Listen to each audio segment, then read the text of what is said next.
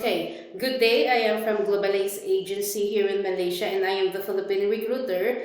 I receive your buy data from Good Day Agency under Jazz. Am I right? Ma'am.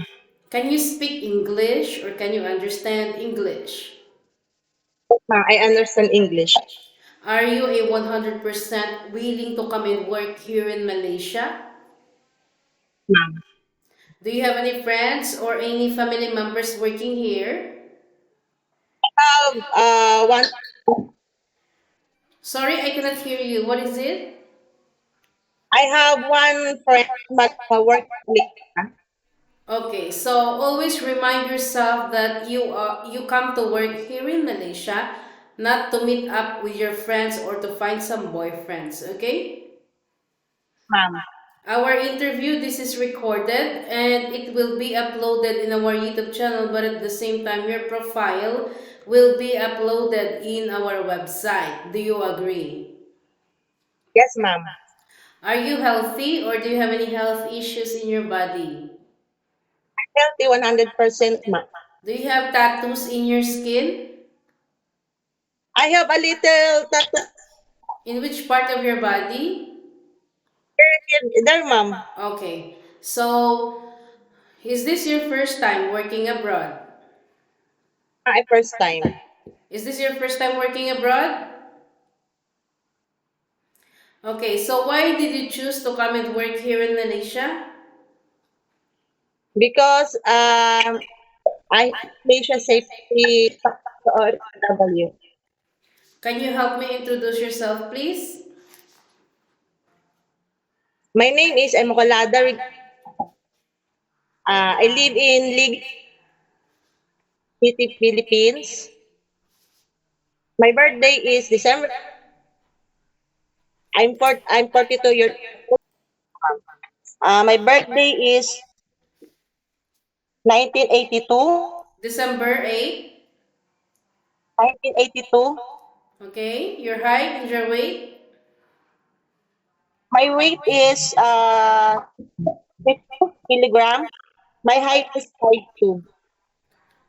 Your height is 5'4" or 5'2"? Or 5'4". What is your weight? 62. Okay, what is your religion? I need to know some few more details from you first. What is your religion? I'm Catholic. What about your educational background? I still graduate. Are you single or married? I have a live-in partner. Is your living partner is the father of your children? Oh, ma'am. No? Oh, ma'am. Okay, how many children do you have? I had two children, 16 and 18 years old. Okay, so who will going to take care of your children later knowing that this is your first time working abroad?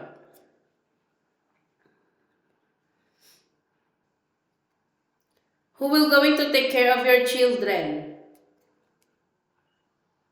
Father's cousin and mom. Because there is Is your live-in partner allowed you to come and work here in Malaysia? Okay. So what about your father? How old is your father and what is his occupation? father is died. Father. How many brother and sister do you have? I have my brother, five, then sister is 7.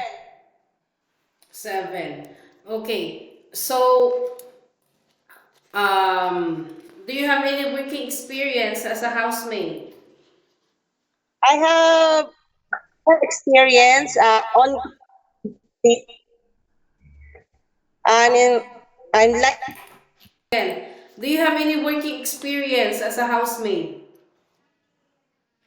I have experience on call building cleaners. Okay. In which Um, place in the Philippines? yes, ma'am. 2005. Oh no, Ay, 2000 to 2003, ma'am. On call cleaner building. 2002 to 2003. You Yes, worked ma'am. for 1 year as a cleaner. Yes, ma'am. Is it hospital, house, or No, what? ma'am.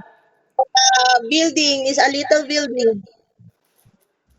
Okay, after 2003, what is your job After, responsibility? after 2000, after 2003, and 2005, 2007, I take care of my child, full-time mother. So 2005 until recently, you are a full-time mother. Yes, ma'am. So you don't have any working experience already, is it? Yes, ma'am. Okay, so you know that being a domestic helper is not that so easy. It is a very, very tough job, you know? Do you think you can finish your 2 years contract? Yes, ma'am.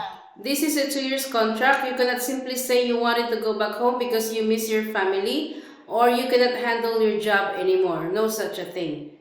Okay? Once Yes, you terminate your contract, you know that there will be a consequences, which is you need to pay your employer, and at the same time the agency, as nobody forced you to come and work here in Malaysia. Okay?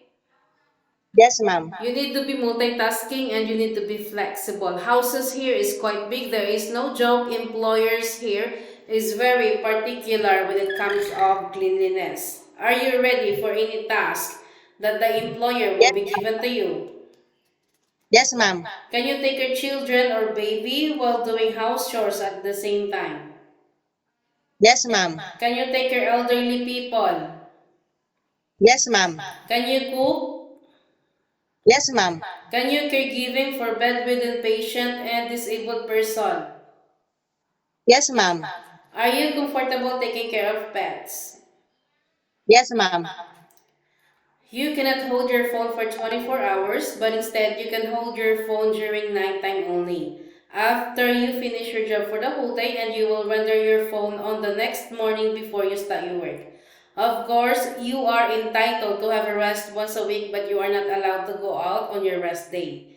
You will going to use it, you will going to stay only inside the employer's house, and if you will work, employer will going to compensate your salary. Are you okay with our rules and regulations? Yes, ma'am. We don't force people to come here. It's either you agree or you disagree. If you agree, it's okay, you can come, but if you disagree, it's fine. You can stay in the Philippines or find job opportunities into other countries, okay? Yes, ma'am. How will you gonna handle your homesickness later knowing that this is your first time working abroad? I'm